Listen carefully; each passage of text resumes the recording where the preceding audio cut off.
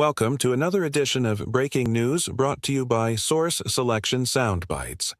The general rule for changing a solicitation requirement is amending it, but there may be another more streamlined way to change agency requirements on the fly if the action does not cause prejudice to any offerers. That is the subject we will tackle in Glock Inken or Glock, a case decided at the GAO. The Army had a requirement for a weapons package. The source selection encompassed 9 factors and numerous sub-factors. En route to making the award to one of Glock's competitors, the agency decided to forego evaluation of the compact gun reliability sub-factor. Once Glock became aware of this deviation from the evaluation factors, it protested the agency's actions. Glock challenged the agency's decision to forego evaluation of the compact gun reliability sub-factor, alleging that the agency failed to follow the evaluation provided for in the RFP. The protester's assertion was not exactly accurate. The solicitation expressed that the 90% confidence rating would not apply to the compact weapon package, but then decided during the evaluation that it must have a standard to measure the weapon's capability against. The agency planned to shoot at least 1,500 rounds to determine if the compact weapon could achieve the reliability metric of a 90% confidence level. However, when the agency understood that the planned 1,500 rounds could not achieve the desired 90% confidence level, they waived the evaluation of the sub-factor.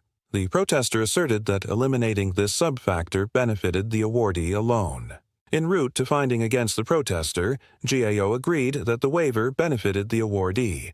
However, the GAO said, even where an agency waives a material solicitation requirement, our office will not sustain the protest unless the protester can demonstrate that it was prejudiced by the waiver. The protester can demonstrate prejudice by showing it would have submitted a different proposal or quotation, or that it could have done something else to improve its chances for award, had it known that the agency would waive the requirement. Glock did not explain how it was prejudiced by the waiver of this requirement, therefore its protest was denied. Now, let's address a few of the lessons learned from this protest. They include 1. The proper way to change an agency's requirements for a competition is to amend the solicitation. 2. The agency may also waive a requirement if it meets their need and does not prejudice offerers, and 3. In order to demonstrate prejudice when a material solicitation requirement is waived, the vendor must show that it would have presented another solution to improve its chances of award, had it known about the waiver. In this episode of Source Selection Soundbites, we discussed the Glock case and a nuance of evaluating proposals in the FAR 15 environment. This concludes today's Source Selection Soundbite. If this video was helpful, hit the like and subscribe button to ensure you don't miss any new material. If you want more details on the subject, they are available on the Source Selection Answer app.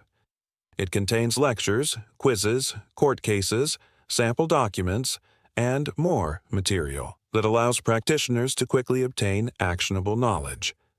Thanks for watching. See you next time.